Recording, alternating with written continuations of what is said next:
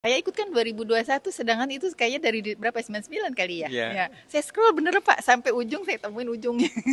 Karena pengen tahu nih apaan sih pertama. 2018 lah. Ya, intinya Hah, maksudnya itu. Saya baca dari awal, saya ikutin gitu.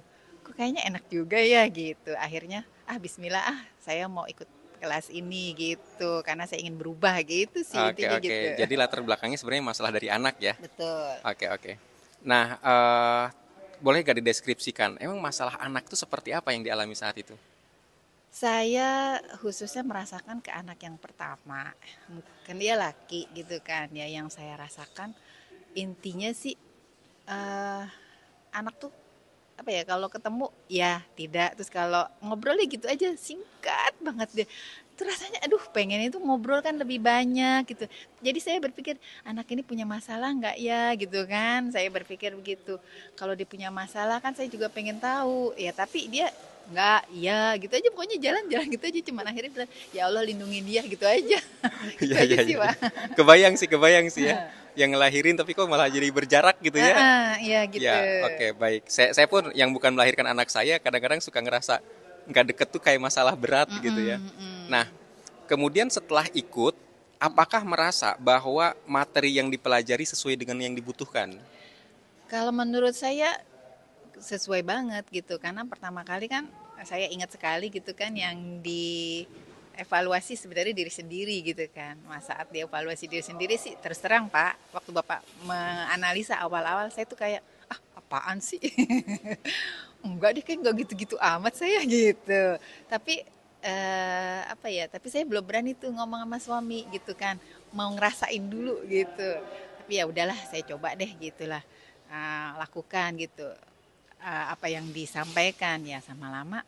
Oh iya, yang penting karena tentunya karena ikut kelas rutin yang Sabtu ya, jadi makin paham ke sini maksudnya. Kalau langsung dianalisa terus langsung dikasih suruh lakukan ini, saya tuh awal-awalnya berontak Pak. Iya, iya, iya. Gitu. Kalau nggak salah segitiga tantangannya ya. Sebenarnya dari bawah tapi emang ajungnya lancip. Iya kan agak Ya, segitiga kan? Iya, emang ya, logis ya ya, orang-orang segitiga itu logis. iya, gitu deh. Nah, kemudian jadi ya yang sebenarnya berharga itu materi pelajaran setiap hari Sabtu Zoom meeting rutin itu ya? Iya, itu yang membuat jadi lebih banyak ada perubahan gitu. Mm-mm. Pemahami kan Mm-mm. gitu. Karena dari apa yang Pak Sopyan sampaikan kadang kadang saya nanya atau dengerin orang bertanya, oh gitu maksudnya, oh ke sana gitu Iya, sih. iya, iya. Nah, setelah itu apa yang perubahan yang dirasakan di keluarga tadi dengan kasus anak itu ada nggak perubahan-perubahannya? Ada banget gitu Apa ya. itu?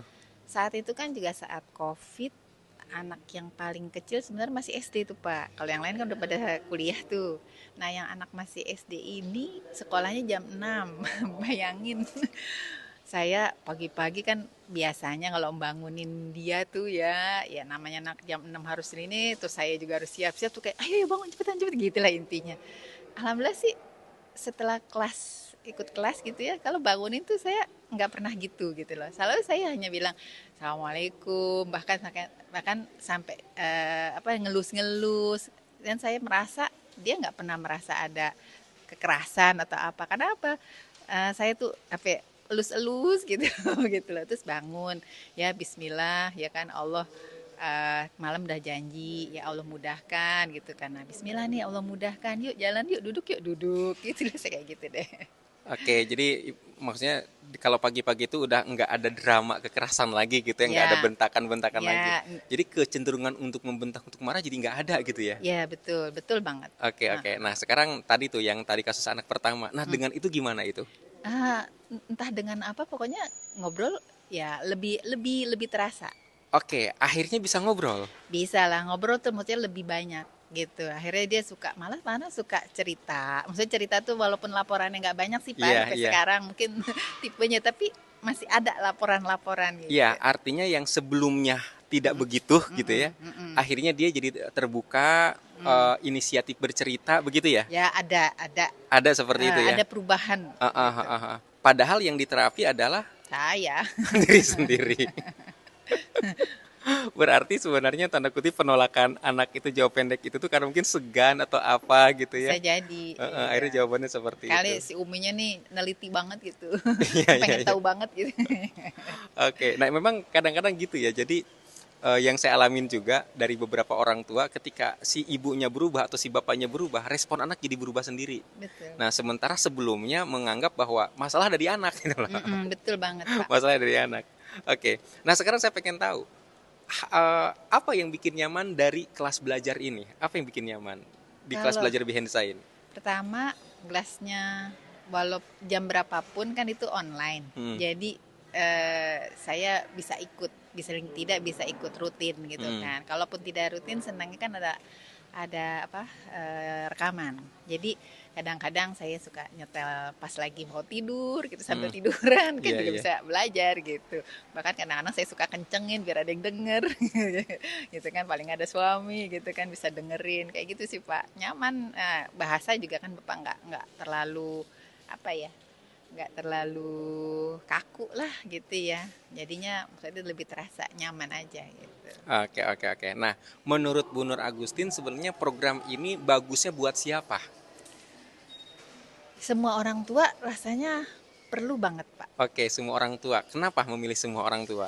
Ya karena tadi yang saya rasakan, saya awal-awal merasa anak saya yang punya masalah, padahal saya sendiri gitu. Ketika saya berubah, anak berubah gitu, nggak suruh saya omel-omelin, nggak usah cuap-cuap, enak aja gitu kan. Oke, artinya sebenarnya ini bagus untuk orang tua yang punya masalah dengan anak. Sama siapa aja, kadang sama diri sendiri. Oh, kadang-kadang masalah dengan diri sendiri ya? Iya. Oke. Bu Nur ngerasa pernah bermasalah dengan diri sendiri kah? Iyalah, merasa diri sendiri gini, saya kadang merasa kok saya nggak suka ini misalnya kan, nggak suka misalnya berhubungan dengan orang yang kok saya merasa misalnya saya kok kayak di apa ya, ditekan misalnya gitu ya, misalnya kok saya merasanya kayak ditekan gitu kan, tapi ketika saya mengubah persepsi saya kan biasa-biasa aja, dia mau nekan dia aja gitu, gitu kan, artinya kita lebih enjoy sih. Iya. Nah, sekarang malah saya jadi penasaran, kalau di tempat kerja ada perubahan nggak dengan diri Mbak Nur Agustin? Kalau misalkan dulu kan sebelumnya di rumah tuh ya, anak kan kayaknya kontras gitu kan. Nah, kalau di tempat kerja ada perubahan nggak? Saya sih merasa ada ya, walau alam ntar bisa ditanya sama yang lain. Iya. Apa itu? Saya merasa ada. Ya kalau dulu saya ingat saya tuh bisa dibilang nggak suka apa ya, kayaknya merasa cepat bosen gitu ya. Bosen nih kok kerja begini mulu gitu kan, bosen, paling suruh ngajar, suruh ini. Terus akhirnya kan saya walaupun ada sih pikiran bahwa saya mengajar ini pasti punya manfaat gitu, ada niat-niat itu ada, kepikiran itu ada, tapi itu rasa nikmatnya tuh nggak sampai jelek gitu. Nah, alhamdulillah rasanya setelah saya ikut kelas ya, saya tuh lebih nikmat karena ketika misalnya masuk materi sesuatu gitu ya, ada aja yang saya bisa masukin gitu loh, nilai-nilai itu. Nah, apakah memaafkan, yang lebih sering sih kalau ke anak-anak tuh maafkan masa lalu gitu kan, karena kan ketika mengajar misalnya mengajar tentang anak dengan sakit apa gitu kan terlihat nih gitu kan, sedihnya, stresnya gitu kan, copingnya ya, saya suka balikin, kita juga sebenarnya punya masalah, nah gimana supaya masalah ini selesai gitu gitulah. Alhamdulillah sih di mix gitu. Iya, bagus, luar biasa. Baik, terima kasih Bu Nur Agustin, ini seru. Jadi kesimpulannya adalah bahwa program ini sebenarnya benar-benar ngubah orang ya. Itu yang saya rasakan Pak. Betul banget, perlu banget mengubah orang bener. mengubah dari yang nggak nyaman jadi nyaman. Iya, mengubah pribadi orangnya sebenarnya ya. Baik, betul. dan ketika dirinya berubah maka lingkungan orang-orang juga otomatis jadi kayak berubah sendiri gitu ya. Ya seperti misalnya di rumah aja Pak gitu kan saya yang ikut ya kan. Saya kan tadi takut kan kalau sama suami ntar apa gitu ya. Tapi lama-lama dengan saya ngobrol gitu, dia malah jadi suka dengerin gitu. Terus kadang-kadang suka ngajarin orang juga gitu, walaupun dengerinnya dari saya gitu. Ya alhamdulillah, yang penting minimal dengan dia nyampein ke orang, dia mengingatkan diri sendiri. Ada nggak pesan-pesan misalkan kalau Bu Nur Agustin ketemu dengan ibu-ibu yang lain atau dengan ya seusia atau misalkan mereka teman-teman rekan-rekan, kira-kira pesan Mbak Nur apa? Saya sih berharap semua ibu ya ikut kelas Behind the Sign ini, karena pembelajaran tidak berat, gitu ya, justru merasa lebih mengenal diri sendiri, bahkan sampai mengenal Tuhan lebih dalam gitu loh ya. Saya inget banget, maaf ya, saya inget banget tentang yang energi gitu kan.